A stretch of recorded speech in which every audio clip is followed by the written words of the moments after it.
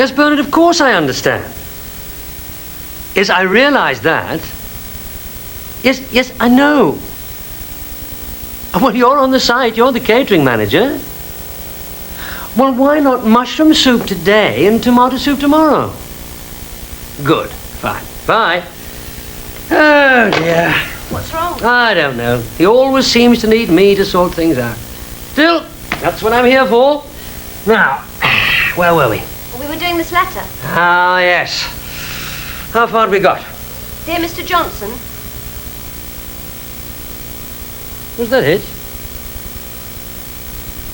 Right. Dear Mr. Johnson. Richard! Oh, Keith, yes, come on in. What can I do for you? I haven't got a cup of coffee handy, have you? Yes, sure. Ginny, get Keith a cup of coffee, will you? Oh, one for me too, while you're at it. Milk and sugar. Oh, no sugar for me, thank you. Calories. Was there anything in particular you wanted, Keith? What? Oh, yes, there was actually. It's about my daughter's 21st birthday party. I'm getting a bit worried. Oh, we're doing it at cost, Keith. There's no way we can... No, it's not that. It's just that we'd arranged that I'd organised the marquee, and now the suppliers tell me that they can't do anything for that weekend. Ah, well, I'll see what I can do. Great, thanks.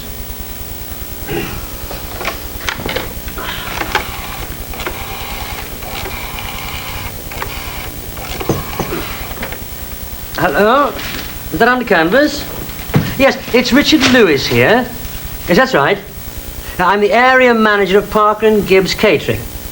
Yes, I understand there's a problem about a marquee for us on a Saturday week. Oh, look, can you hang on a minute? My other phone's going. Hello? Oh, Bernard, can you hang on a minute? I've got Keith, the vending manager, with me. I'm at a meeting and I'm on the other line. Look, Bernard, I can't talk now.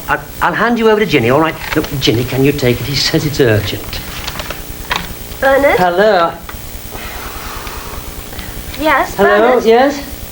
Well, you will do your very best for us, won't you? Yes. It's for Keith's daughter, you see. Yes, it's her 21st. Can't you possibly talk I'll to him? phone him back later, I told you. Bernard, he says he'll phone you back. Her name's Karen. Yes, he's a sweet kid. Yes, I promise I'll tell him. Yes, Bye. I'll be hearing from you then. Oh, they've hung up. I think it'll be all right, Keith. Oh, great, thanks, Richard. Bernard's got a crisis down at Bexley. What sort of crisis? Meat deliveries haven't arrived, staff haven't turned up, and he's discovered some pilfering. Oh, Lord. What did you say? I said I'd tell you. Yes? Well, is that all? What else? I tried... What else? Ginny, have I got to do everything? Oh, I'm sorry, Ginny. I didn't mean to snap. Get him on the phone, will you? Well, I think I better leave you to it then. Yes, all right, fine, bye. Right, I'm off. Thanks for the coffee. So what's happening? No reply. Did you? Why doesn't he reply? Bernard can't blow his nose without consulting me. He said he had to talk to you because he can't sack one of the kitchen staff for pilfering without your okay. Oh, I see. Still no reply? Well, look, you better trot off and do Jim Allen's letter, but try and get this call through to Bernard. What about your letter? What letter? To Mr. Johnson. You said it was vital. It is vital. It's about the new contract at the Royal Victoria Hall. We're opening up there on site in 7 weeks. Send it off right away. Well, you haven't finished it. Well, how far have we got? Dear Mr. Johnson. Mr. Lewis? Oh, Eric, come in. Sit down. What can I do for you? Oh, well, I thought... Well, I mean, you asked me to pop in and see you. Did we have an appointment? I'm sorry. Where's my flaming appointment diary? Great. Why isn't it in the diary, Ginny? Here it is. Oh, yes. Monday's the day you start as district manager, isn't it? Yes, you said you'd brief me this afternoon. Yes, of course. Get in, you, Ginny. I'm at a meeting. Richard Lewis's office. Oh, you've been catering manager for how long now? It's the managing director's secretary. He's leaving his office. You'd apparently said you had to talk to him this afternoon. It can wait till tomorrow. He's going abroad tomorrow for the week. What? Well, tell him I'll catch him on his way down. Hello, it's all right. He'll catch him on the way down. Yes, like he usually does. Well, Eric, there's nothing else I need to tell you, really. You're a good chap. You can handle it. Here are your car keys. Here's your patch. Off you go. Mr. Lewis. Well, contract's in your care. It's a big challenge. Good luck. Anything else you need to know, just ask Ginny. What about your call to Bernard? Tell him I'll be down tomorrow. And your letter to Mr. Johnson? Tomorrow. But Mr. Ginny, I can't do everything.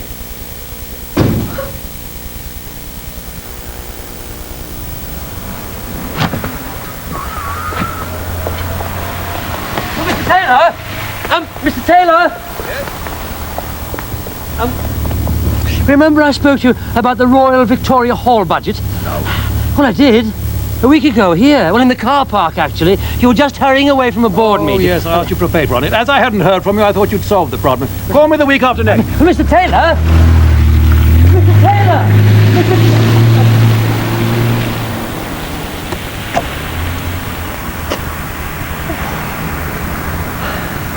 I must know by Thursday.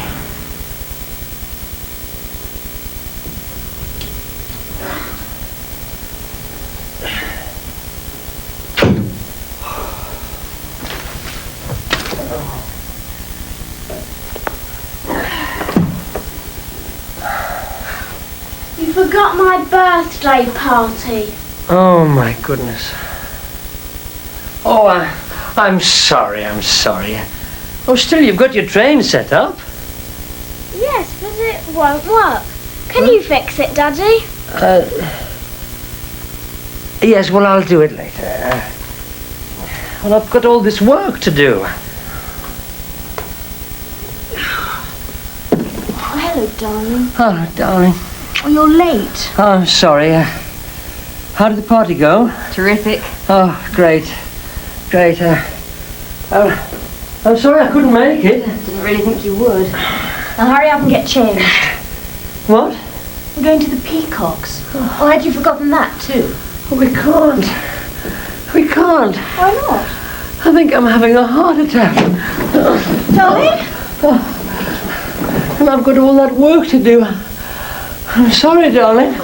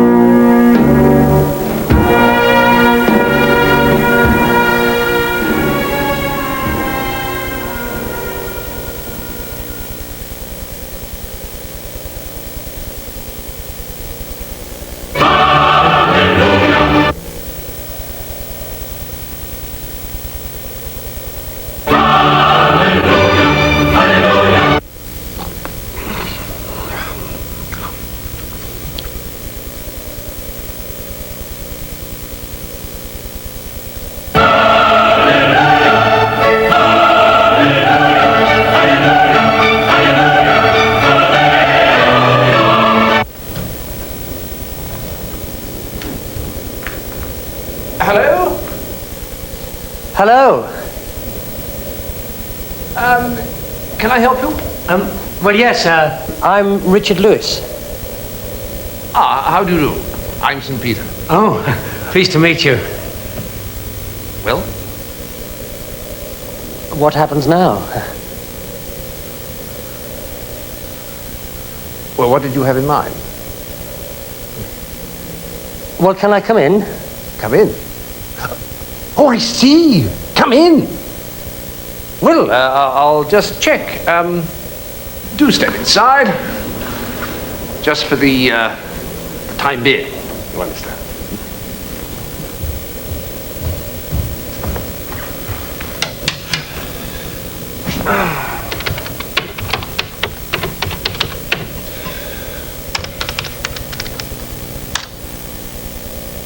No Richard Lewis today, I'm afraid. You must be due at the other place. But that's not possible. There must be a mistake. I've lived a good life. I've always made time for other people. I've always had an open door. I'm kind and patient. I've tried so hard to do things right. Are you sure? What are you doing? I'm checking L. L? No, L. L for Lewis. What's that music? Oh, that's the Saints practicing marching in. Ah, here we are. Oh dear. What? Well, you're an S1, I'm afraid. What does that mean? The classic sinner, the man who does evil while he thinks he's doing good. Me? But I've always helped everyone. They all like me and appreciate what I've tried to do. You really think so? Would you like to see what one or two of them said about Shirley today? He's ghastly to work for. When he's in the office, I'm on edge all day. I never know what's happening or what to do, and he'll never let me get on with my work. And when he's not messing me about, I can't ever find him. He's always under pressure and snapping at me. You just don't know where you are. Well, I really need his help, but he's never around to talk about anything. Well, properly. I'm so confused about the job. I've just got no confidence left. But do you know when he will be back? Right. See? And when you do get hold of him, he starts doing your job for you, checking everything and changing half of it just for the sake of it. He's absolutely hopeless. More? I just hope he's not as appalling to work for as he is to live with. He forgets everything, even birthdays. Says he'll do things and cancels at the last minute because he's never got time. You can never rely on him. See? I don't believe it. Where did I go wrong? You can't expect me to spell it out for you. Look, I'll tell you what. I'll show you what you did, and you can work out for yourself what was wrong about it. Let's take a look at what happened last Monday. Morning, all. Morning, Ginny. Morning, Mr. Lewis. What's on today? Well, Shirley's here from the accounts department. Fine, let's not hang around then. Okay, but, well, there are one or two other things in the diary, and then there's the post. And I thought maybe if we could just get that sorted out first. No, let's do that later. I want to check the trading accounts right away. I see. Well, can I go and do Jim Allen's letters, then? I am his secretary, too. No, stick around, I might need you. I'm not sure what else is on today yet. That's what I've been trying Come on in, Shirley. Come here and sit by me. That's it. I've got the trading accounts for Nelson's Canteen. Good. Well, let's go through them, shall we? Cigarettes, electronic service. Yes, well, one or two queries. What's this £5 for advertising? Oh, that was a local advert for a tea lady. Yes, here we are. Oh, yes, fine, good. Now, first of all, I want to check this wages bill adds up right. It's £813.91. Yes.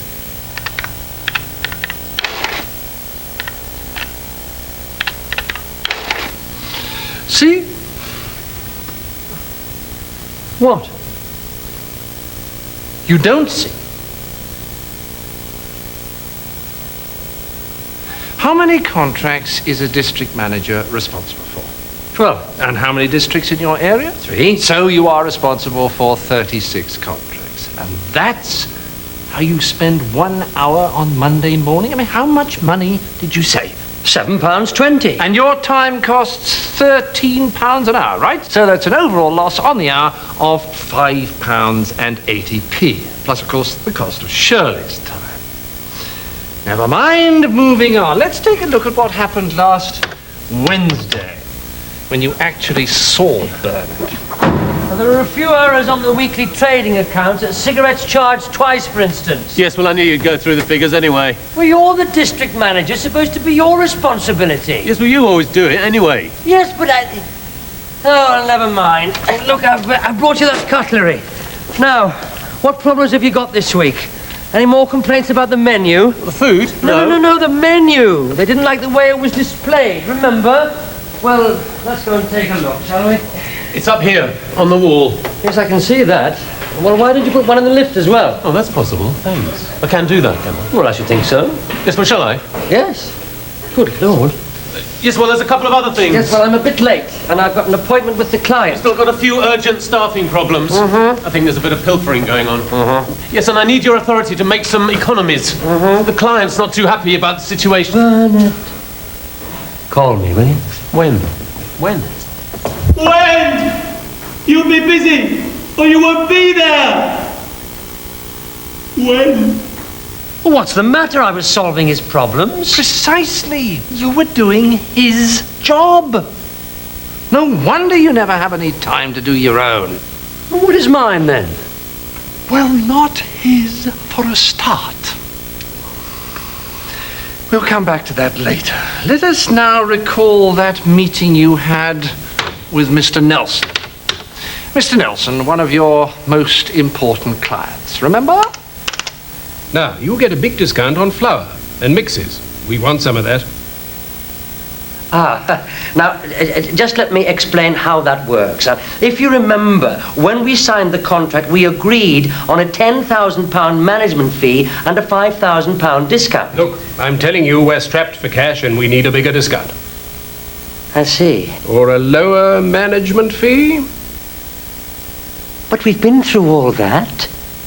You see, I was intending to call Keith. You get a huge discount, and I want another 5% of it, and that's all. But it's not that simple. The trouble is, I've been very busy lately, and we've a lot of problems in the office, and I haven't really given this the time. I thought we were one of your biggest contracts. Oh, yes. It's just that I wasn't ready to negotiate on this. I've had a crisis on. And there's our vending manager's daughter's 21st. I want another 5% of that discount. Yes, but we as a company buy millions of pounds of flour every year. So you can afford it. Okay? Okay. Apart from that, we must cut costs somehow. Any ideas?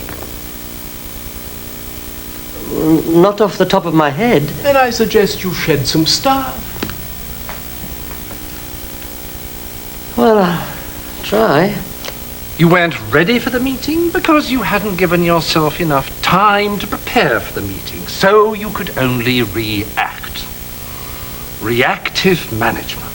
And then you made things even worse. Jack, what is going on? Nobody's turned up. They're all here. You're 3 short. Oh, they've gone. Redundancies. What? Yes, I got a memo from Mr. Nelson. He agreed it with Mr. Lewis. Nobody tells me anything! Why didn't you tell him? I was embarrassed because I ought to have consulted him first. Oh, I see. Straight down there. Follow your nose. You can't miss it. Oh, please. Please give me one more chance. Please. Oh, I always dread this bit. All right, but only if you promise to put right all those things which you have done wrong. Fine. What exactly? Well, where does one begin? Allowing everyone else to interrupt you, doing jobs you don't need to do, not establishing your priorities. Priorities? Priorities, misusing a secretary, trying to do other people's jobs for them. In other words, wasting your own time and wasting everybody else's. I never. Yes, you did, and you never have enough time for your staff. Oh, that's not true. Yes, it is. I'm truly very sorry. But I meant well, and I'll be a different person if I can just have another chance. You mustn't be a different person. You must be the same person, organized. I'll try. Last chance, all right? Thank you. You're an angel. No, just a saint. And take this booklet with you. What is it, a Bible? No, it's the video arts booklet on organizing yourself and other people. We use it up here, you know. It's all right, everyone. Panic over. I'm absolutely fine. Oh, I've forgotten my booklet. It's from... well, it's just a little book. I brought it in with me in case I woke up during the... Bye.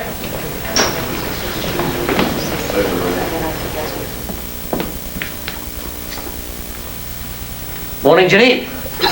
Mr. Lewis! Now, I want a really organised start for today. Well, are you feeling all right? Fine, yes. Why? Well, I heard you were taken ill last night. Oh, it was nothing. Just a heart attack. Should you be here? Yes, I'll be all right. Now, we've got all sorts of things to do today. We must make sure that we've got that marquee for Keith, and I must write that letter to Mr. Johnson, and I want you to ring up Eric and see how he's getting on as district manager. Where's the post, by the way? Here. Anything interesting? Well, I don't know. We haven't dealt with yesterday's yet. Oh, right. Well, let's do that now as well.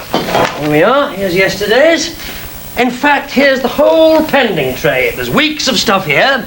Now, I want you to take it all, go through it, and chuck out anything we've missed the deadline for. Then summarise everything that's there, underlining anything vital. And today's post, and get Bernard on the phone for me right away. Oh, what's the matter? When do you want it done by? In what order? I want it all done now. Oh, dear, don't be such a ninny, Ginny. Oh, what's wrong now? Tissue?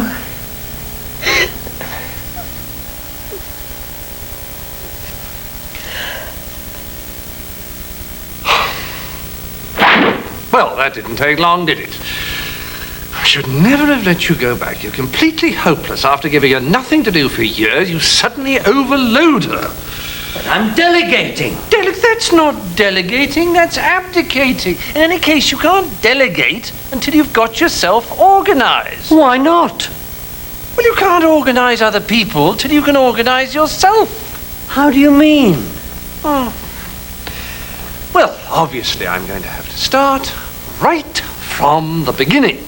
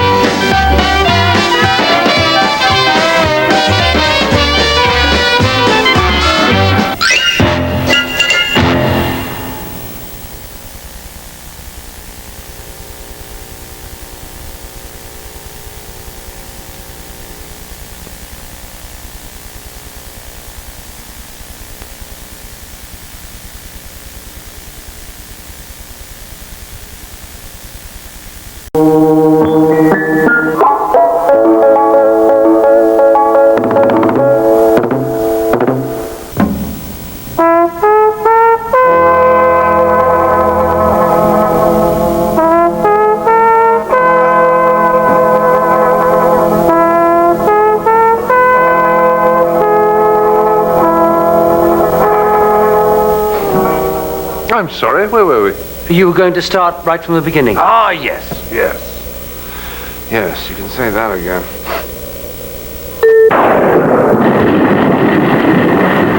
You can't organise other people till you can organise yourself. Why don't you ever plan anything? I do.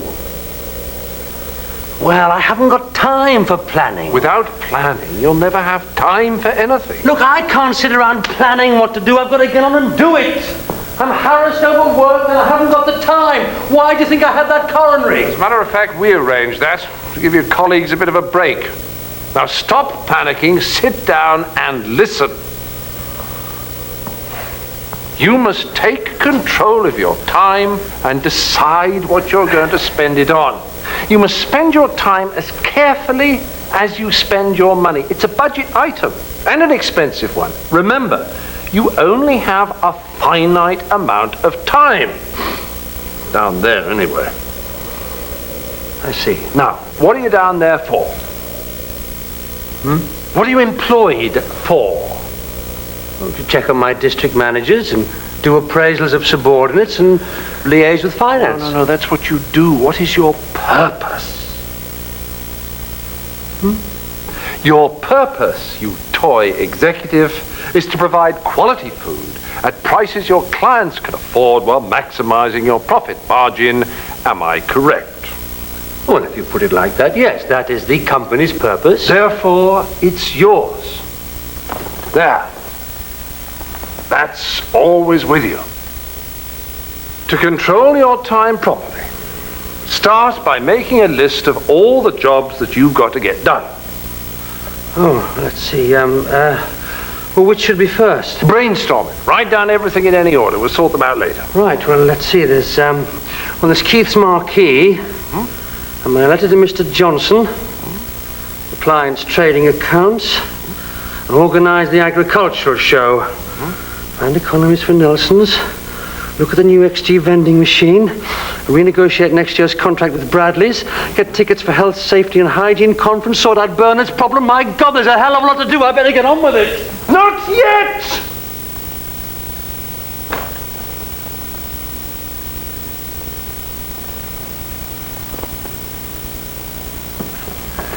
Now, sort those tasks into two categories. The active positive tasks and the reactive tasks. It's all right, I'll explain. Always remembering that.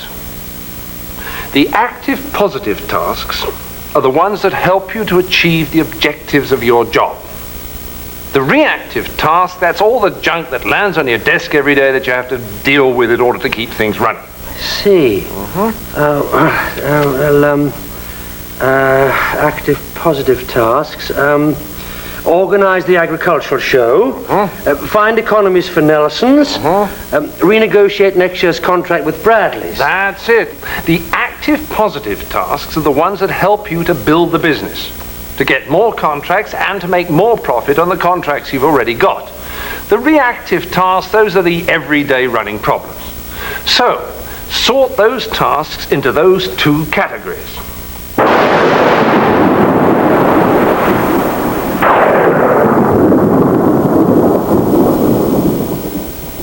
Now, to plan your time properly, you must schedule each task properly. And before you can schedule a task, you need to know two things about it. One, how long you want to spend on it, which is determined by how important it is. And two, how soon you need to get it done by, which is determined by how urgent it is. Importance and urgency are not the same thing. An urgent task is not necessarily important. It may be urgent but trivial, in which case, do it straight away, but spend only a very few minutes on it, thereby leaving yourself lots of time for the important... Gordon Bennett, he's gone again. Ginny? Yes? I've made a list of all the things I have to do, and the most important thing is Keith's Marquee. Yes? Was there something? It's fortunate you can't be excluded from heaven on grounds of mere stupidity. Won't Ginny notice I've disappeared from the office? No, only your soul's up here. Your body's still down there. Look. Mr. Lewis? Mr. Lewis? Now, you said Keith's Marquee was important. It is important. It's very urgent. I didn't ask you if it was urgent. I asked you if it was important. No, it's not important. Not as such, no. No, it's not important. Most important tasks are to do with that. Positive, active tasks are nearly always important. Reactive tasks are very often not important. So, judge the importance of each task by reference to that. Then, quite separately, deal with the matter of its urgency.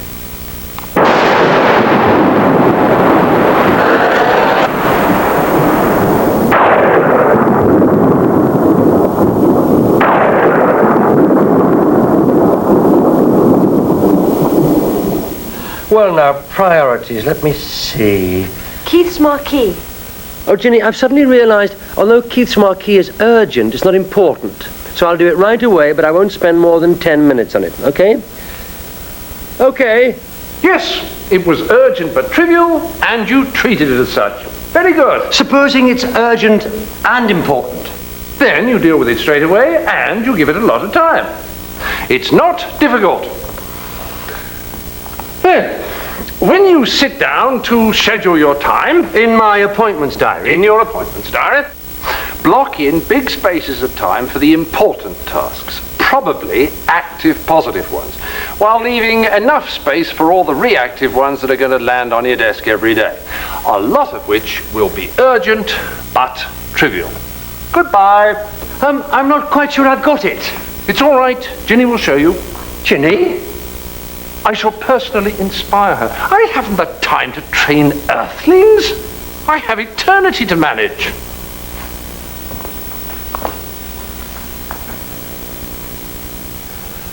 Sorry, any ideas, Ginny? Ideas? What a...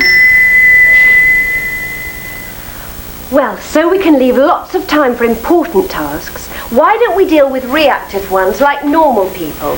No offence. Jim Allen, for instance. First they open the letters in the morning. Do they? Then they dictate replies to me immediately or decide what action to take and actually take it if you follow my meaning. And they allow space for that in the appointments diary every morning. Every morning? How long? Half an hour. That's a good idea.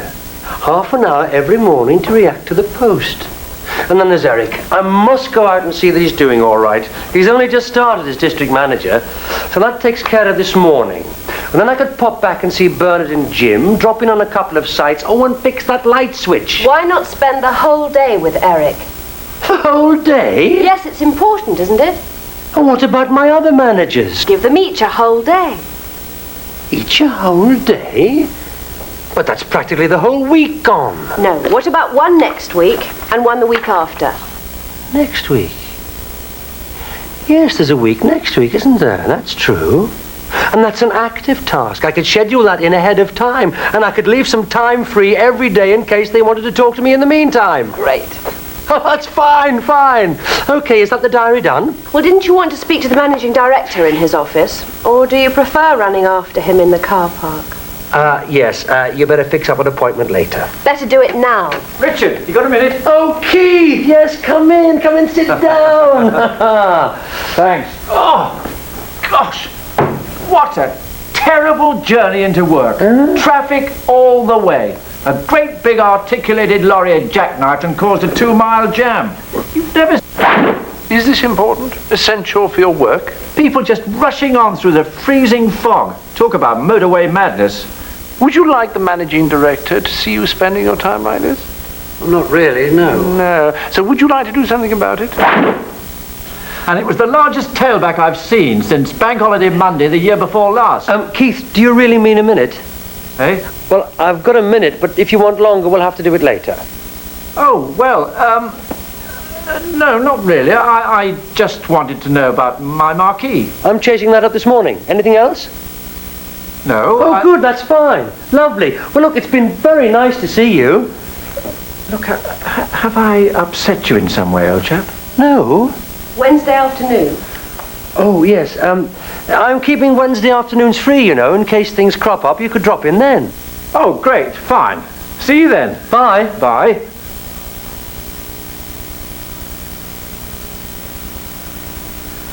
Well done, Ginny. Shall I put your available time in the appointments diary then and notify everyone?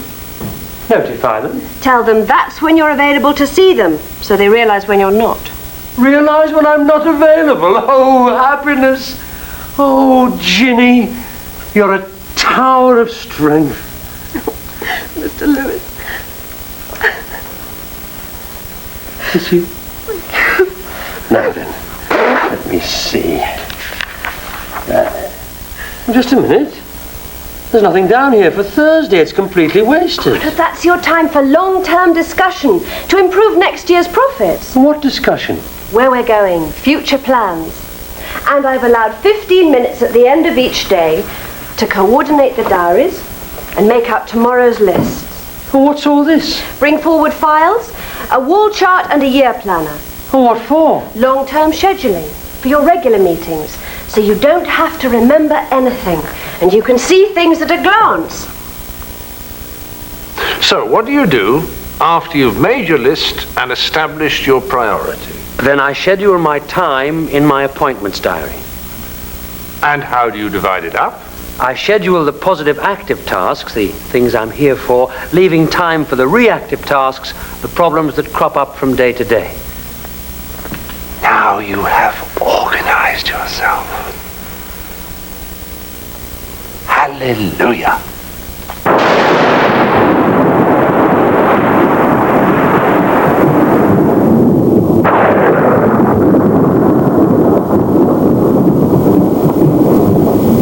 So what do you think? Minestrone or chicken soup? And a choice of the two main dishes or three? And do you want me to advertise for the new kitchen porter? It's up to you. Yes, well, as you always change my decisions, I thought I'd ask you first. That way you can change them before I've made them, if you follow me. Or put an ad in the local rag. Will you draft it? No, you're the district manager. So I am. Talking of that, what about those 3 people you got rid of last week without telling me? Well, I had to find economies, and I knew where to look. I was a district manager for years. Yes, well, it would have been nice to have been consulted. It would be nice if you did your job and left me to do mine. I only do your work because you can't even breathe in and out without asking me how to do it. Yes, well, you keep interfering. You keep delegating jobs to me and then taking them back. I can never discuss anything with you, and then you blow me up when it goes wrong.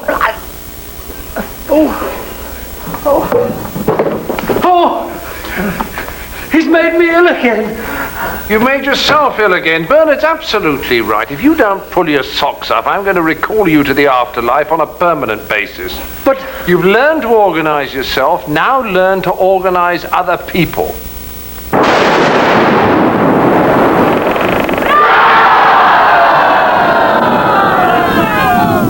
You must learn to delegate. But I do delegate. I've left Ginny to manage my bring forward file. Her job anyway, that's secretarial work. I'm talking about you delegating part of your job. Part of my job? Well, that's what delegation is, isn't it? Giving your subordinates the authority to decide without consulting you. I'm feeling anxious. Now, there are 2 barriers you've got to get through. The first one is you've got to give up doing some jobs that you like doing. There's a technical phrase for this. It's called growing up. Ah, Shirley, come and sit down. Got the trading accounts, have you? Yes, Mr. Lewis. Good. Now then. Do you have to do this job? I do it very efficiently. You may scrub floors efficiently. It doesn't mean you should be doing it. You've got to be effective. And that means doing the right job. Shirley, do these add up right? Oh, yes. Any problems? No. Fine. Well, from now on, it's up to you.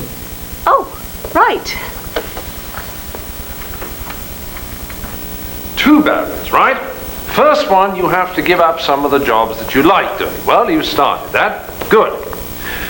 Next barrier, you've got to get over your fear of losing control. That's not fair.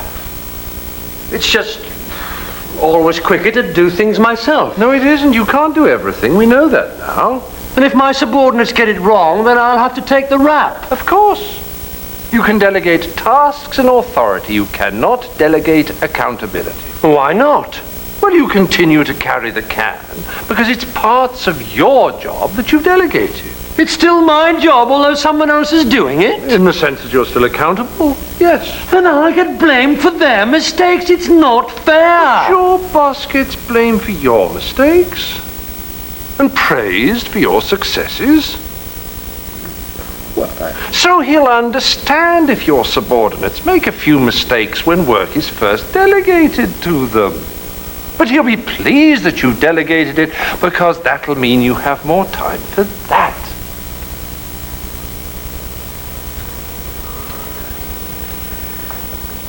It's such a risk. Of course it is, but with proper planning and training, you can limit the risk. I thought anger was supposed to be a sin. Not righteous anger. Now look, you need to delegate parts of your job. And get over your fear of losing control. Isn't there some job with real authority and responsibility that you can delegate to, say, Ginny? Yes. Yes, I'll do that now. Wait, you're always in such a rush. Now, first of all, get it clear in your mind which task.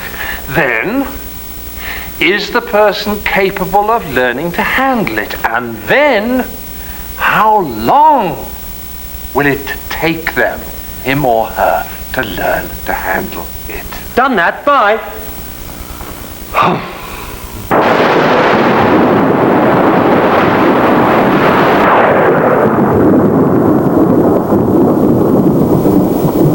Ginny, I would like you to prepare my report to the board on my area's activities for the last quarter. Fine.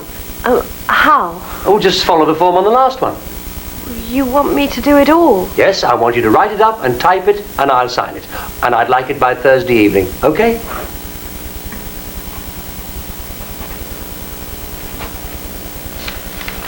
Happy? Which task and who does it? All right? Is she capable of learning to handle it? Yes. And how long will it take her to learn to handle it? She can do it now. She's helped me do it for the last 2 years. Has she? Yes.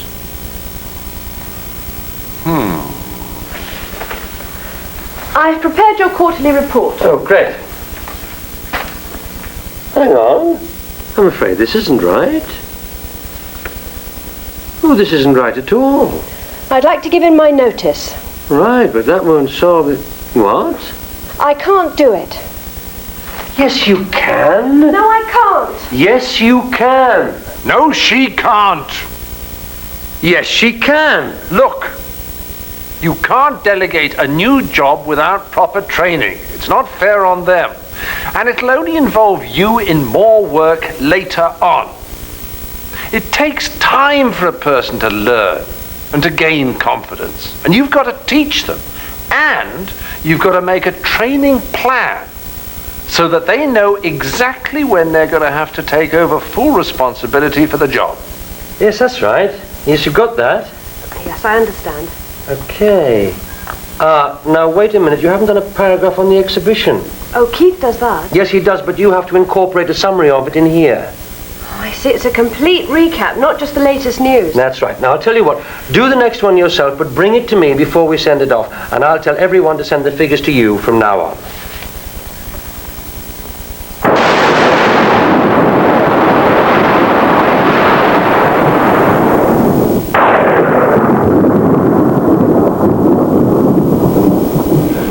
What about that wretched letter to Mr. Johnson? Yes, I've got to do something about that. We open up at the Royal Victoria Hall in 7 weeks. Well, don't try to do it yourself. Delegate it to the district manager. Bernard? Well, why not? That's what he's there for. That's what he's been trained for. What if it goes wrong? Look, there's nothing to worry about provided that you delegate it properly. Provided that you remember to... Hello? Bernard, I've got a proposal for you. I want you to take over the Royal Victoria Hall job. Well, how do you mean? I'm delegating it to you. All of it. I'm putting you in charge. Just you. Me? How can I make it any clearer? You. Me? Organize the staff. Buy light equipment, cutlery, crockery, whisks, the usual. Get out all the documentation and bookwork. Organize the notices, health and safety, training, our policy statement, and make sure that they're adhered to. Any questions? But all this stuff you're handing over to me, you've never allowed me to do it before. I know, and that's been my mistake. I'm asking you to do it, and you know how, don't you? Fine. Now it's all up to you. I want you to stand on your own feet, and I don't want to hear another word about it until I see you there on the opening day. It's all yours, mate. What am I doing here now? Why don't you let me get on with it? Because there's something else you have to learn. I decided which task, who did it, and by when they'd be ready. He doesn't need any more help or training. He's already trained, so he's ready. Right? And I briefed him. Yes. Shut up. I informed others. I got it all right. So what have you got me up here again for? I can't spend time hanging around in heaven when I've got important things to do down there. Would you like to look into the future? Why? What's wrong now? Oh, Bernard, there you are. Wonderful, wonderful. Come on in. Come and sit down. That's it. Well, now, and how is it going at the Victoria Hall? Okay, but I think you ought to know that as you left it to me, I played safe. How do you mean, played safe? Well, the unions wanted a special deal for overtime. Oh, why didn't you tell me? Well, you didn't ask. I didn't ask? Said it was up to me, so I thought, well, I'll have to give them what they're asking for. My God, is this the budget? It's a certain loss maker. I could get the sack for this. Said you didn't want to be bothered. But I delegated it to Bernard. I gave him the job and left him to do it. Well, you gave him the authority to do the job. Yes, but that doesn't mean you can just walk away from it. You're confusing me. Leave him alone to do the job. You can't just walk away. Let's find an everyday example. All right, take your son, Darren. Darren? Yes, Darren. Now, when you taught him to swim, you didn't just go home and leave him to it, did you? You got out of the pool, sure. But you kept an eye on him in case of trouble. And as he became a stronger swimmer, so you needed to watch him less. Well, it's the same with delegation. You take your hands off, but you keep your eyes open. So, be available to give advice in case you need it. And monitor progress. Check up on key points.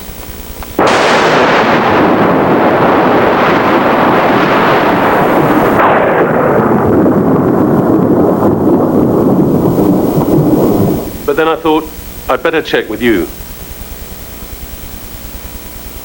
You mean it's not too late?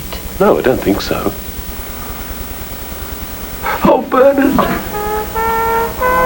Oh, Bernard, thank you. Thank you, Bernard, thank you. Oh, thank you, thank you. Thank you.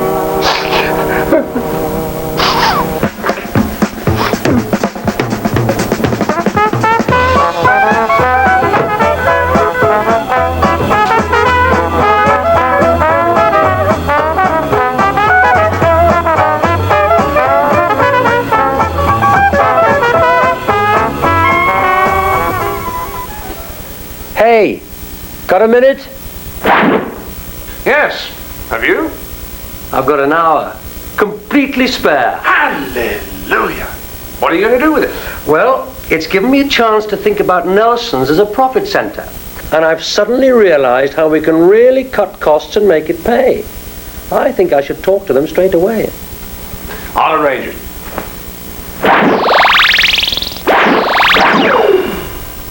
It's good of you to see me so quickly, Mr. Nelson. My pleasure. Now, I've been thinking. The real answer to cutting costs here is to get rid of the tea trolleys. Is it? Yes. You see, at the moment, you have 12 tea trolleys going to various parts of the factory. 4 vending machines would do instead. You could have snack and beverage machines, and you only need 1 operator for 12 machines, so you wouldn't have to recruit all those tea ladies to replace the ones who are going to retire. And it also means there'd be far less disruption, because people would take their break when it's convenient, not when the trolley comes round. I see. Also, there's much better cost control and no pilfering. And there are the figures. Yes. This is interesting. Thank you. It's my pleasure.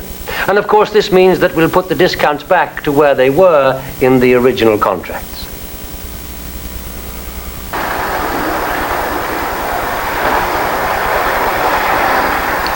Daddy, it's super!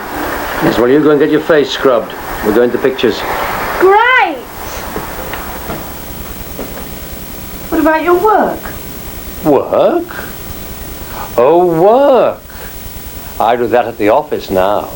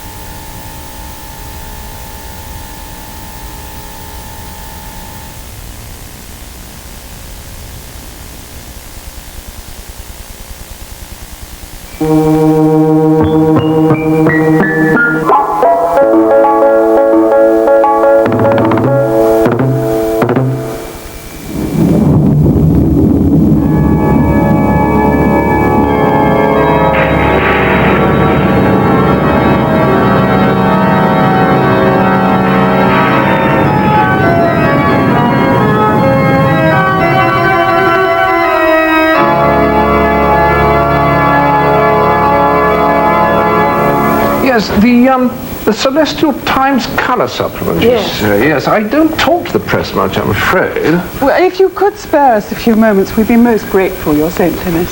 It's for a new series we're contemplating, A Day in the Afterlife. I see. Very well. Do sit down. So, you want to give people some idea of my job here as gatekeeper, do you? Exactly. Yes. Well, I'm a kind of glorified immigration officer, really. You mean keeping all the rotters out? The rotters, the cads, the bounders, the bad hats, exactly. Yes, it's my job to weed out the black sheep, really. It's pretty straightforward. But you must get borderline cases from time to time, grey sheep, as it were, where you have to exercise your powers of discretion. Very occasionally, yes, we get the odd misrouting. There was a chap recently, should have gone you know where, but the truth is, he was a technical sinner, not a real baddie. So I decided to stretch a point, send him back down again to try and teach him where he went wrong. What was his name?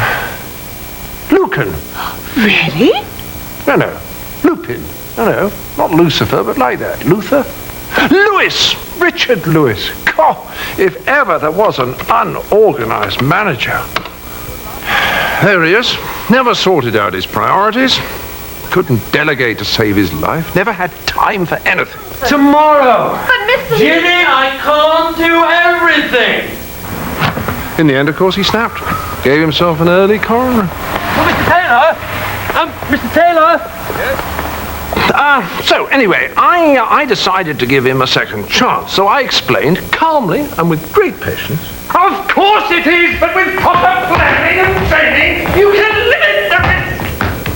that what he'd got to do was to plan his time, to work out his priorities by distinguishing between those tasks that are urgent and those tasks that are important. And then to organize his schedule accordingly by allowing time for both active and reactive tasks. You will get there, won't you? Urgent, important, active, reactive.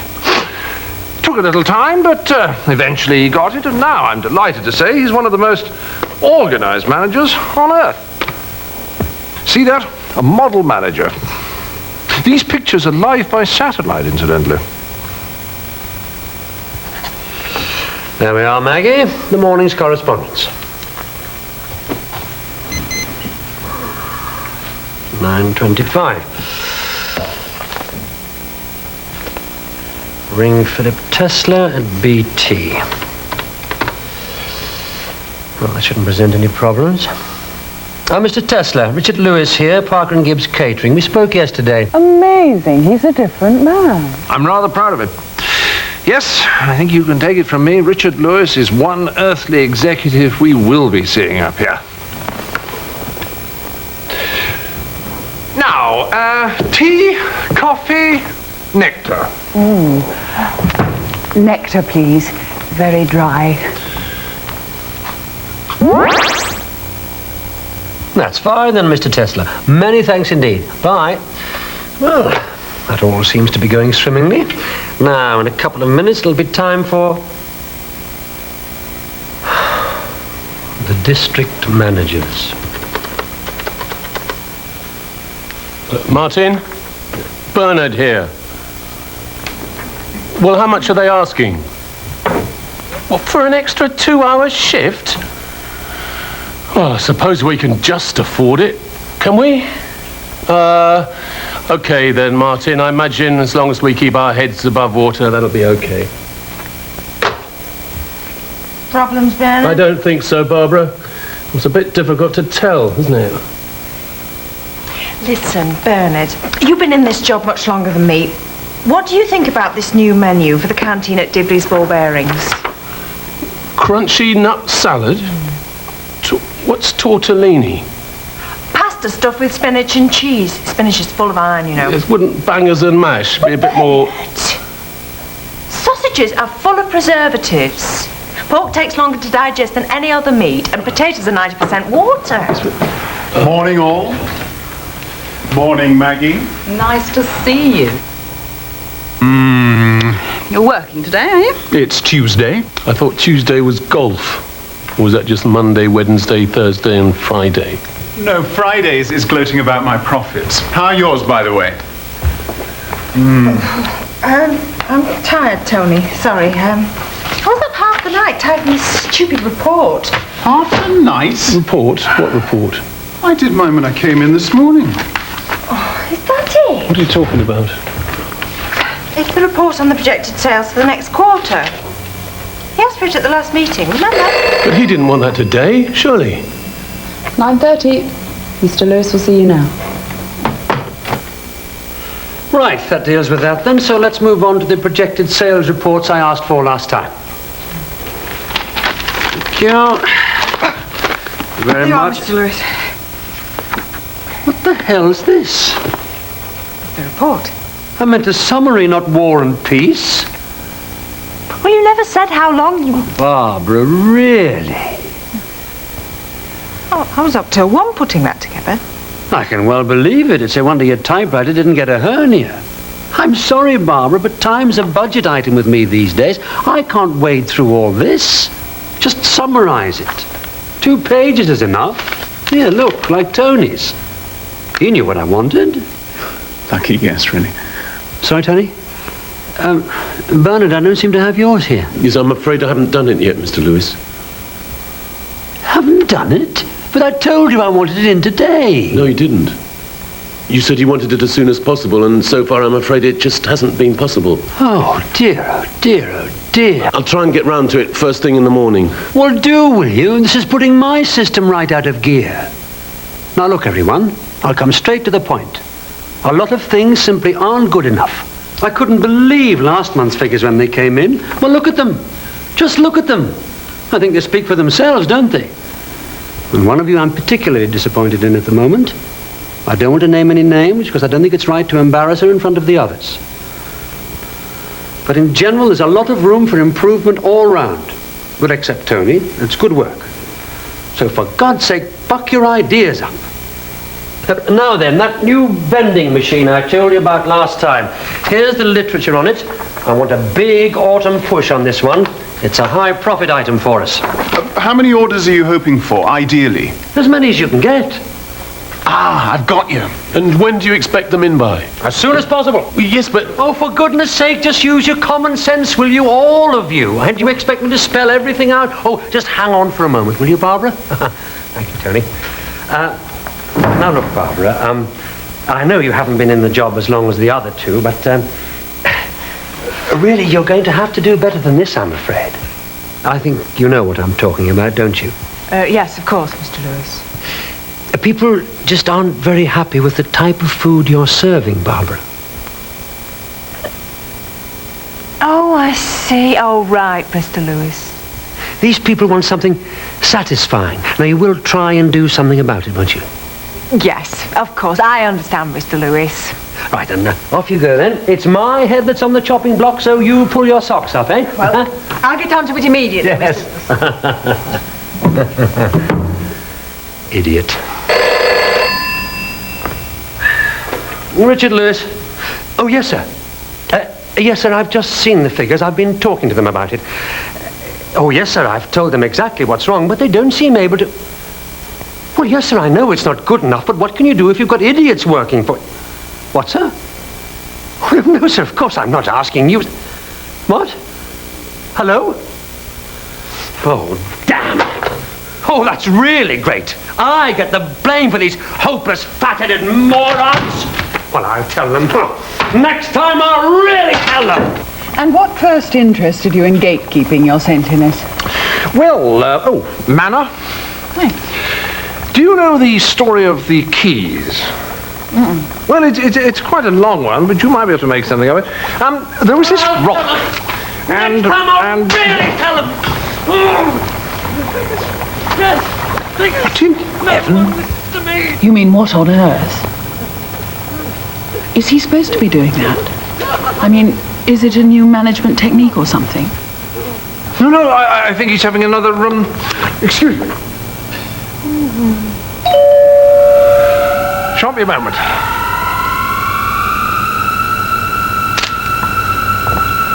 Ground floor, please.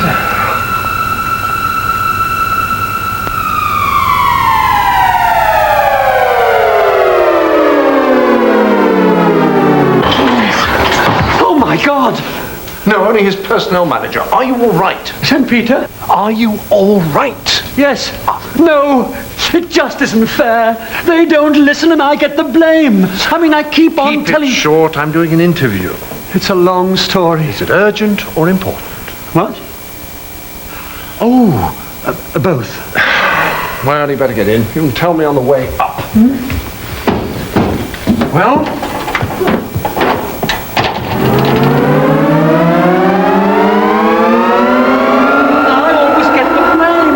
Intensive care again at this rate. You mark my words. You should see the shambles they make of everything I ask them to do. Miss Angela Cherubim, may I introduce Mr. Richard Lewis? How do you do?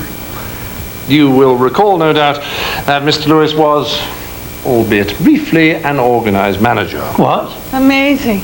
But I am organised. I did exactly what you told me. I planned, got my priorities right, delegated. It's not me that's the problem, it's them. The powers of darkness. Yes, my district managers, exactly. They're useless. They don't know what they're supposed to be doing. Barbara hasn't got the first idea. And Bernard's a complete waste of space. And Tony... Well, Tony's quite good, actually. Yes, this may take a few minutes, I'm afraid. Oh, that's all right. It's all good copy. Do carry on. Ah, thank you. Well, now, tell us all about Barbara. I'd always taken her for such a bright young lady. That's the tragedy. First-class reports when she was a unit manager. Wonderful boardroom lunches. And as soon as we moved her up, she was a disaster. I put her in charge of some of our best contracts. After 3 months, sales were on the slide. The number of customers lunching on site has started dropping like a stone. She's losing you money. It's only a matter of time. She's over budget on food costs in most of her areas. And these are our bread and butter contracts. A child of 5 could manage them. Heaven knows what she gets up to when she goes round to these canteens. Yes, we do. So why don't you take a look too? You might learn something. Miracles have been known to happen. Now, let's watch a typical moment from Barbara's working day. Right then, after the quiche, I thought a nice passion fruit sorbet in a little glass. We've only got dishes or tumblers. Oh, that's all right. I'll find the money for them from somewhere. Now then, any problems with the Summer Symphony? Well, the chicory and the wild mushrooms are rather expensive, so there's not a lot per customer. I know, it's shocking, isn't it? Still, at least they're getting their zinc. Next week we might go for a bit more variety. I'm thinking of getting everyone to do a Malaysian rice table. Malaysian rice table? Summer Symphony? I told you she's an idiot. Why? That was Dibley's ball bearings. Those lads can't do a decent day's work on a zinc sorbet. Surely she must know that. Must she? Why have you told her? Of course I've told her. I've told her time and time again she's got to buck her ideas up. She's got to do a better job than that. Yes, but have you ever told her exactly what her job is? Well, I shouldn't have to do that, should I? Shouldn't you? Well, it's obvious, isn't it? Unfortunately not. What? Well, it can't be, can it? Why not? Well, if it was, she'd be getting it right. No, you don't understand what I'm on about. Join the club. Now, let's move on to Bernard. Bernard? Don't talk to me about Bernard. Run a business, he couldn't run a bath. Do you know what he did yesterday morning? Yes, but why don't we watch an action replay? I don't suppose Lewis has signed that renewal proposal for Ludgate's yet. I think he's just reading it through now. Well, I'll come back later then, when he's... Bernard! What's this? It's a renewal proposal for Ludgate's. I can see that. You've agreed to pass on an extra 3% discount. Do you realise what this will do to us if you'd taken leave of your senses? Well, they were very insistent, Mr. Lewis. Anyway, we can afford it, can't we? We're not a public service, Bernard, and most of your units are only operating at 2% profit as it is. Well, how much are they supposed to make? A damn sight more than that. At this rate, we'd be better off closing the canteen and putting the money in a deposit account. Would we? You see, that's what I have to put up with. What, incomprehension, lack of understanding, people failing to read your mind, that sort of thing? Exactly, and I'm right, aren't I? We're a business, not a public service. Certainly not a secret service. Pardon? But have you ever told him what profit he should be making? Of course I have. Every month I say to him, this isn't good enough. Pull your socks up.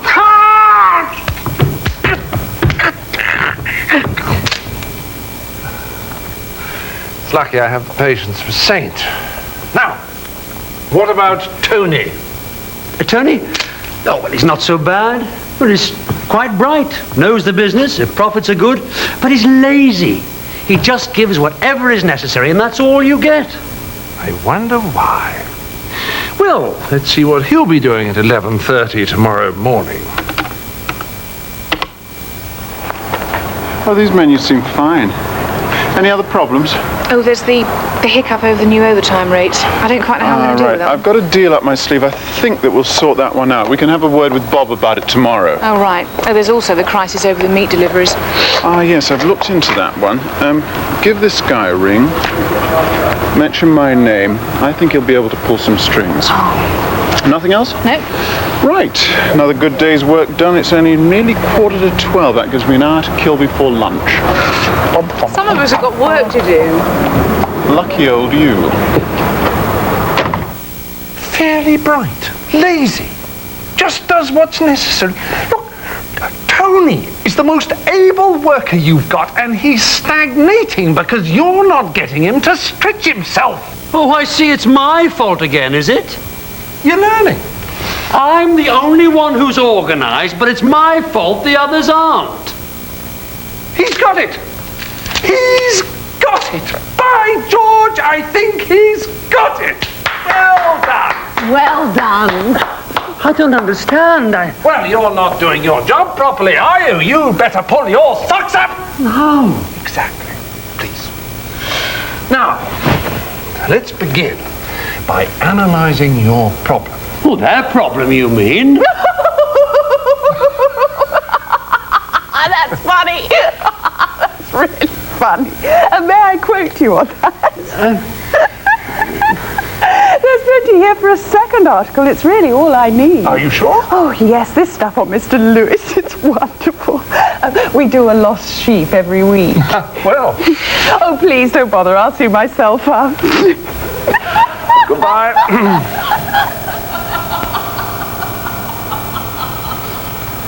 Now, about this problem of yours. There's Barbara, who doesn't know what she's supposed to be doing. Bernard, who doesn't know how well he's supposed to be doing it. And Tony, who doesn't have enough to do. Agreed? Yes. And then there's you, who can organize yourself.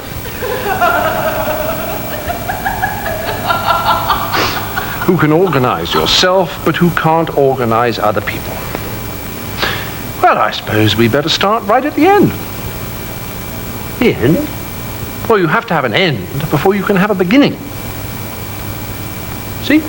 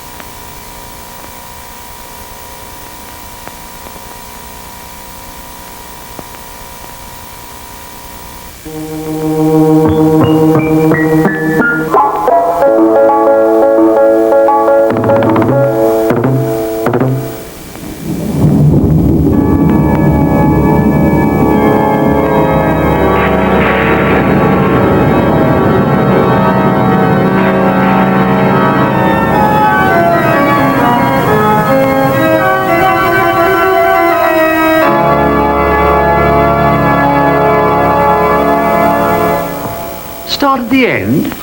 No, too late for that now. We'll have to start at the beginning. So, you can organize yourself, but you can't organize other people, right? Yes. So why can't they organize themselves? Because it's I mean, your they're so useless. Why don't you bring them up here and grill them too? We don't grill up here. They look after that in the basement, as you'll probably soon discover. Unless, of course, you go to the lower basement. Lower basement? Yes, the basement is for those who fail. The lower basement is for those failures who blame their failure on their subordinates. So, let's take a look at your 3 district managers. 3 people, each representing a particular failure of yours. First of all, let's look at Barbara, who doesn't understand what she's supposed to be doing because you failed to tell her clearly what her responsibilities are. Then there's Bernard, who doesn't know how well he's supposed to be doing because you failed to give him standards of performance that he could measure his efforts by. And finally, there's Tony, who's wasting a lot of his time because you haven't given him enough targets to keep him interested and to develop his potential and to get the best out of him. 3 failures, therefore, right? To clarify responsibilities, to set standards, to agree targets. But it's not all my fault. Yes, could you say that just a little louder? I'm not sure that they caught it down in the lower basement. Now, let's start with your first problem. Barbara? Well done! I was right. No, you weren't. I was just calling an order down to the lower basement. No, not Barbara. My failure to clarify Barbara's...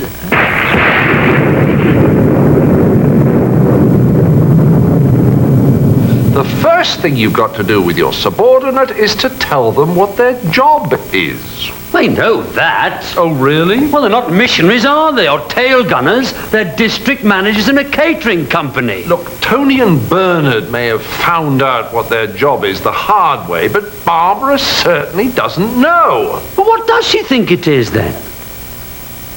Why don't we find out? You see, I'm what's called a district manager. What's that involve? Well, I'm a sort of ideas woman and advisor, primarily, to a series of canteens. My job is to use my knowledge and experience of catering to make sure that the meals are exciting, varied enough, and above all, nutritionally balanced. High protein, low carbohydrate, plenty of fibre, and the key vitamins and minerals. It's quite a challenge, really. Well, do you agree with her description of the job? Well, how is she supposed to find out from you what her job is? Tarot cards? Reading the leaves in your empty teacups? Extrasensory perception? Wait a tick, I've had a brainwave.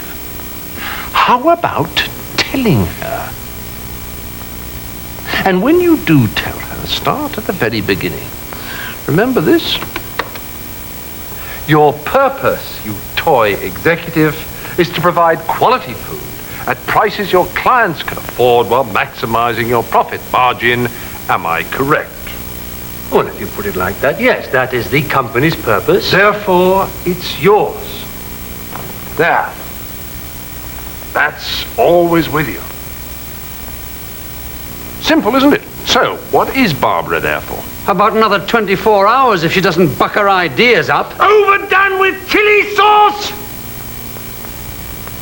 Now, have you ever actually told her what her job is? 1,000 times! I told her half an hour ago. Did you? Well, I think we should take another look at what you actually said, this time with subtitles for those poor people who aren't telepathic. Now, Barbara, I know you haven't been in the job as long as the other two, but really you've got to do better than this, I'm afraid. I think you know what I'm talking about, don't you? I mean, it's not as if you're totally new to the business. No. Yes, of course, Mr. Lewis. People just aren't happy with the type of food you're serving, Barbara. Oh, I see. Oh, right, Mr. Lewis. These people want something satisfying. So you will try and do something about it, won't you? Yes, of course. I understand, Mr. Lewis.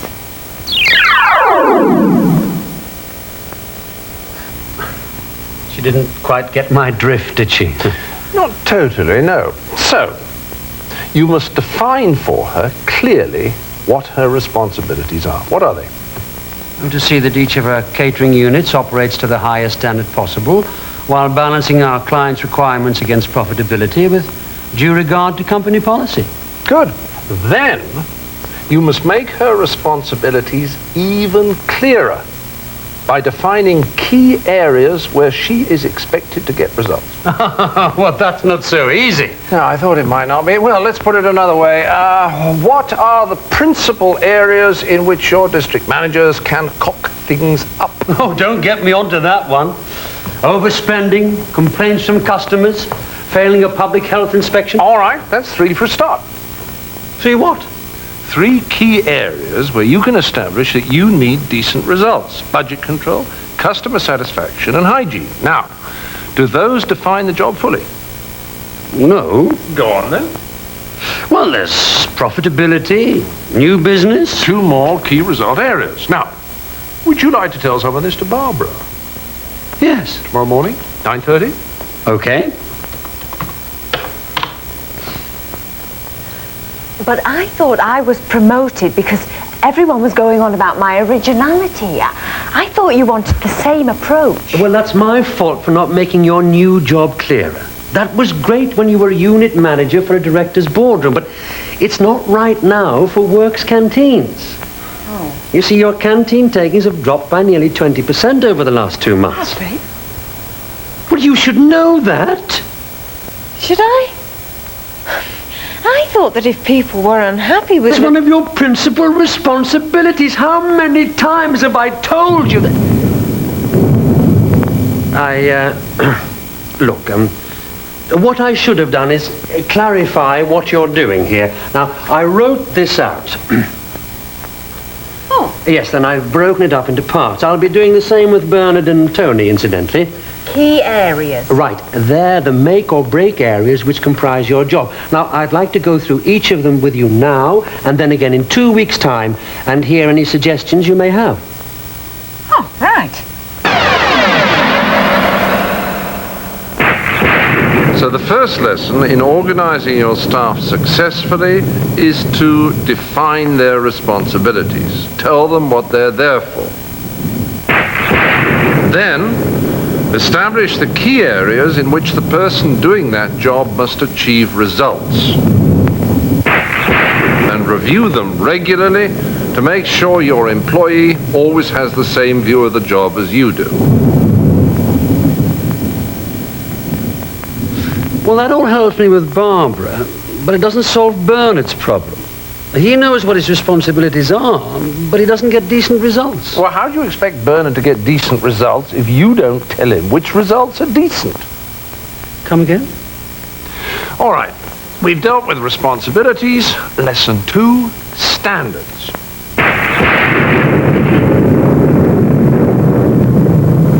Aha! I'm a stickler for standards. Are you? Oh, yes. Every month I call him into the office and I say, Bernard, that still isn't good enough. Pull your socks up. How far? I'm sorry? How far do you tell Bernard to pull his socks up? 1 inch? 3 inches? A foot? I don't understand.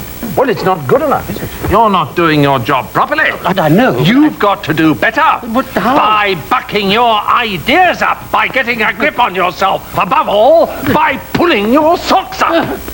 But how? Exactly. All those phrases, useless. Woolly management of the worst kind. A substitute for thought and no help to anyone. Now look.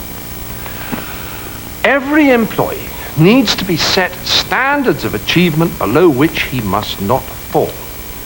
Now, these standards need to be visible, common to everyone in the same job, and fixed. A yardstick by which the employee can measure his activities for himself. If you don't give him a yardstick, you get this. We're talking about a complete refit, really.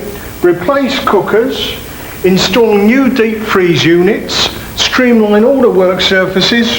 Yeah, you won't get it done any cheaper than that, I can promise you. My God, will it really cost this much?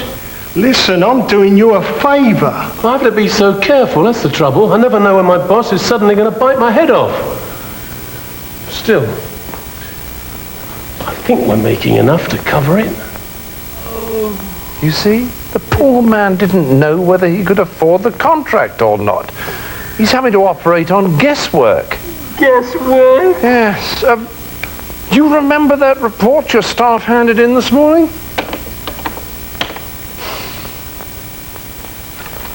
There you are, Mr. Lewis. Right.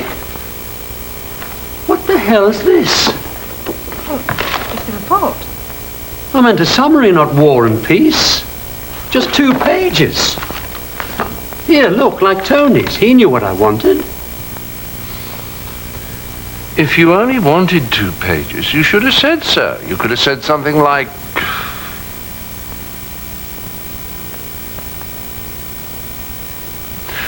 I only want 2 pages.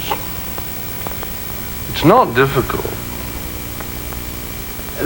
Bernard, I don't seem to have yours here. No, I'm afraid I haven't done it yet, Mr. Lewis. Haven't done it? But I told you I wanted it in today. No, you didn't. You just said you wanted it as soon as possible, and so far I'm afraid it just hasn't been possible. if you wanted the report handed in by a certain day, why didn't you say so? I mean, if you'd set precise standards in the first place, you wouldn't have caused all that confusion. So what is a standard then? A standard is quite simply a measurement imposed by you on your staff that tells them exactly what's expected of them. It enables your staff to know themselves how well they're doing their job and if they're keeping up to the mark. It helps them. I follow the theory, but you can't actually set measurable standards in all jobs, can you? If you think about it, you'll find you can. Well, we may not have enough time for that, so let's imagine that you're a sales director. And this is more difficult. Let's imagine you're an effective one. Now, these are the minimum standards we expect from our salesmen. No fewer than 10 cold calls each month. All call reports must be filed within 7 working days of a visit, and a minimum of 80 calls to be made per month to existing customers. Oh, I see. I'm laying down precise quotas so my staff can see at once if things aren't up to scratch. Right. Ah, but sales is easy. All right. You're a production manager. Right. So we've agreed on a maximum of 16.75% paper wastage, 3 hours setting up time, and 4.5 hours printing. Well, all right, but sales and production are easy to quantify. You can't have measurable standards for everything. You can. You'll find everything is measurable in terms of one or more of these 4 factors. Quality, quantity, time, cost. Everything? What about setting standards for clerical staff? Off you go. 80 invoices to be processed per day. No more than 3% error rate. filing, no more than 3 days behind. I did it! Yes, so, do you think you can now sort out Bernard's problems? He knows what he's supposed to be doing. But doesn't know how well he should be doing it. Right, I'll tell him. What? Quarterly surveys to show that 100% of the workforce take their meals in the canteens. No complaints at all. 100% of the workforce... No, you've got to be realistic. Your staff are human beings. Standards must be achievable. Now, do it properly. Tomorrow afternoon. So in future, Bernard, we will budget a minimum of 5% per unit on each contract. And if you or Barbara or Tony fall below that figure, I shall want to know the reason why. 5%, right, Mr. Lewis? Well, the ball's in your court. Richard Lewis? Oh, wait. Is that all? Well, what else is there? Sorry about this, Bernard. But what about setting standards for his other key result areas? Oh, you mean like customer satisfaction or... Yes! If you set standards for profitability only, all the other key areas will suffer, won't they? Ah, got it. Right. I'll handle that. Sorry, Bernard. Of course, your attention to profitability must not make you forget your other areas of responsibility. Now, I am setting a rule that I don't want more than 2 justifiable complaints a year from any of your clients, and 2 6-month surveys to show that at least 85% of the workforce take their meals in the canteen. Okay? Okay, yes. That's a great help, Mr. Lewis. Thank you. Not at all. Well... Now, hygiene and new business. All right? Eventually, yes. Now he knows what he's got to do, and he can tell if he's done it. But suppose he hasn't done it? Well, then you've given both of yourselves an early warning system, haven't you? So if the results start falling below standard, you can start resolving the shortfall immediately. But I guarantee you something. When clearly measurable standards are set, the employees will start resolving the shortfalls themselves because they know where they stand. Well, we're talking about a complete refit, really. Replace cookers. No, it won't do, I'm afraid. Well, you won't get cheaper than that, I can promise you. We'll stick with the existing cookers. They've still got a few years of life in them. I can't go above 20,000. 20,000? Well, I suppose with a cheaper worktop range, we might just be able to accommodate you.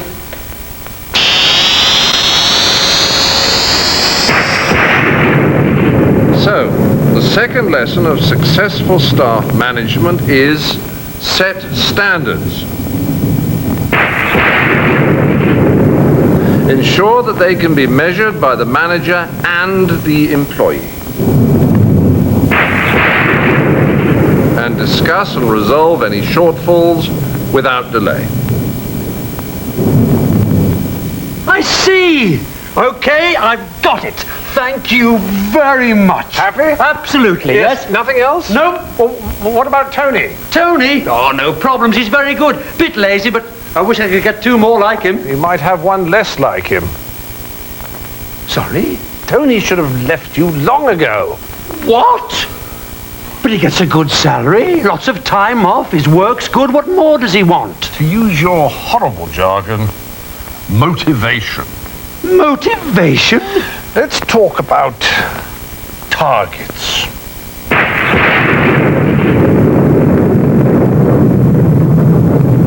Tony is frustrated because he's not being given enough work to tax his considerable talents. It's like asking Shostakovich to write radio jingles. So, his heart's not really in it, and the others all resent him because they feel he's not fully involved. I mean, it's not good for staff relations, it's not good for the company. I can't sack him, he's the best I've got. I know. I'll threaten to sack him. Yes, you know, sometimes I find it quite hard loving you. No, what Tony needs is motivation. So in Tony's case, I just tell him that his standards are higher than everyone else's. No, you're not thinking. Standards have to be the same for all 3 of your managers, or they're not standard, are they? The standard is the minimum requirement for the job. Now, targets are something that the forward-thinking manager will agree with individual people over and above the required standards according to their different capabilities, the credits that they can go for, if you like. You mean standards are imposed, a sort of fixed law that everybody has to obey, but targets are agreed individually with each employee? That's very good, yes. The standard says this is what you must achieve, and the target tells you what it would be desirable to achieve. Uh-huh. Now, give me some examples of targets that you might agree with individuals. Well, say, trim a day off a particular schedule, or get the monthly sales figures up another 1 or 2% above the standard. Right. This is what you'll say to Tony on Wednesday morning. So how about it, Tony? How far do you reckon you can get your income up in the next 2 or 3 months? Well, I suppose if I'm being honest, I could manage 7%. I mean, you can manage 8. But look, why should my target be 8 when Bernard's is 6 and Barbara's is only 5? Because they're struggling to achieve those figures. They're no challenge to you. And as you go on to other roles in the company, you'll need a record of high performance. So, 8%? All right, 8%.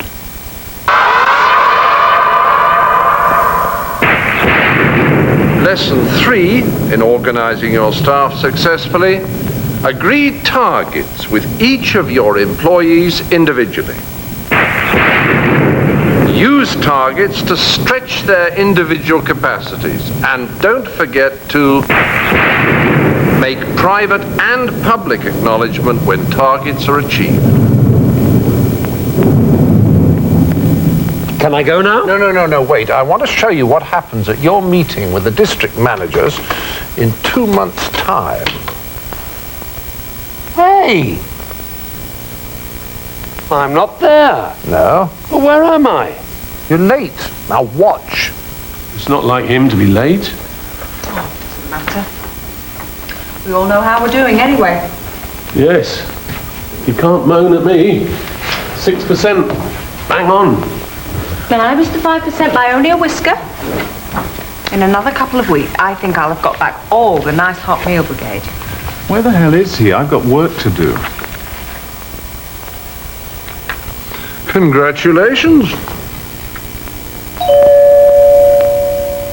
Ingratitude, thy name is Lewis.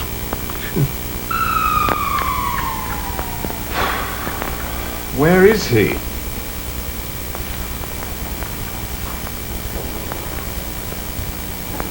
Sorry about that, everyone. I was held up upstairs. Now then, what shall we talk about this month? Well, you've all done splendidly.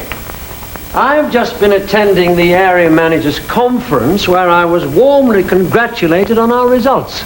And I'm delighted to be able to pass that praise on to all 3 of you. Well, some of it. You don't think it's all getting a little bit easy, do you? Bernard? I could talk to my site managers. Oh, and adjust their standards, you mean? Why not? Well, let's have a look at that report there, Tony. Well, open that one, yes. Hello? What? Oh, sorry. Yes, I'll pop up and get it. Sorry. Could be. Anyone else?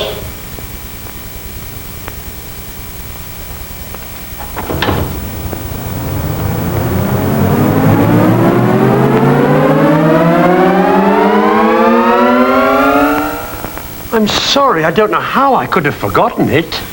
Neither do I. But, as you did, perhaps you better reread the lessons.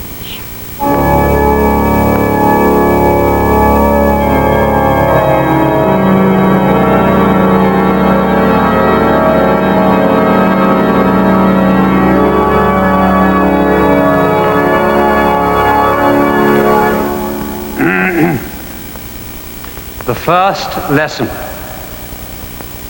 If a manager is to organize his staff successfully, he must define their responsibilities.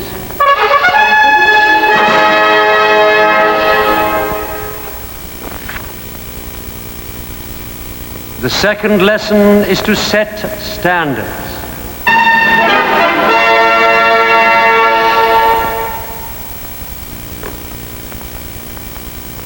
The third lesson is to agree targets with each employee individually.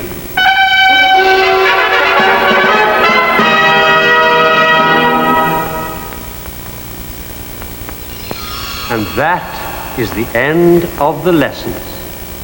Amen. Hallelujah.